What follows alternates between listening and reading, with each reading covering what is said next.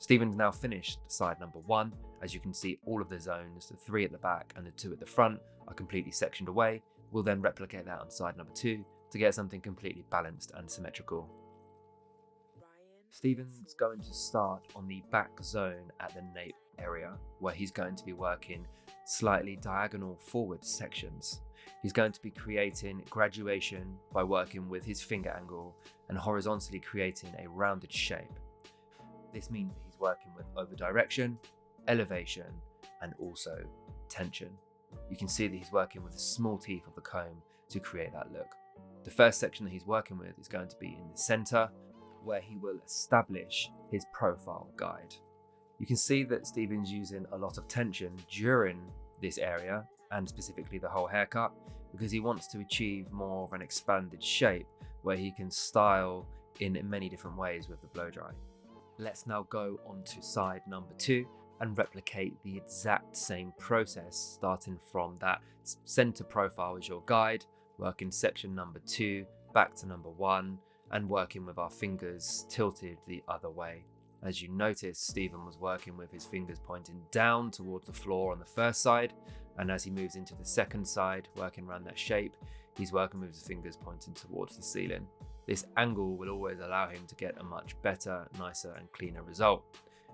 If you're right-handed, then you would just flip that and reverse it onto the other sides. Now that we've come to the end of the graduated shape through the back, it's time to move on to the side zones that we've created.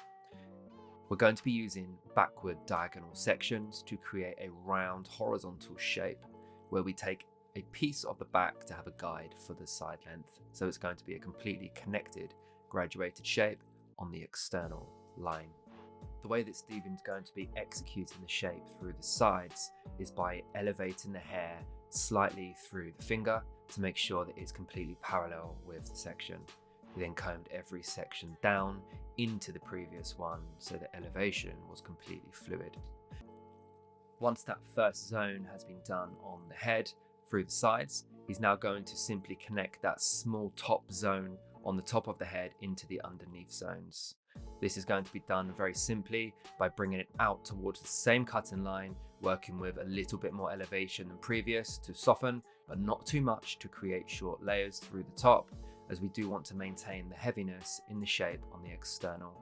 But again, just splitting it up into smaller zones, working from the external up in towards the internal shape, will really allow you to have much more control in the overall finish and build up of weight. Once the hair is completely dried, this is when you can go in and start to tease out the hair. Okay, so what we're going to be doing is using a Denman brush, where he's going to be creating C's with the combing motion and start to brush the hair from the bottom to the top of the roots through to the ends, working in very small sections. Now for this method, you're going to need to have completely dry hair. So if you leave a bit of moisture inside, the hair will collapse because of the weight that's sitting on top. We're now moving into the outline work from the internal shape. This process is really personal, so you can use chipping or pointing techniques on the ends to create something softer or more of a natural finish. Or you could even use a razor or thinning scissors as well to create something completely different. In Stephen's case, he wanted to show you how he can create a really strong and graphic and clean silhouette with an expanded internal shape. Stephen's finally finishing off that back zone of the haircut to really accentuate the graduation from that shorter point at the nape to the longer point at the crown area, where we see that curved line that's sitting beautifully over the jawline, up onto the cheekbone area and over the eye socket area through the eyebrows. This is really creating that very fluid and round shape, but with strong external lines with that really soft internal curliness.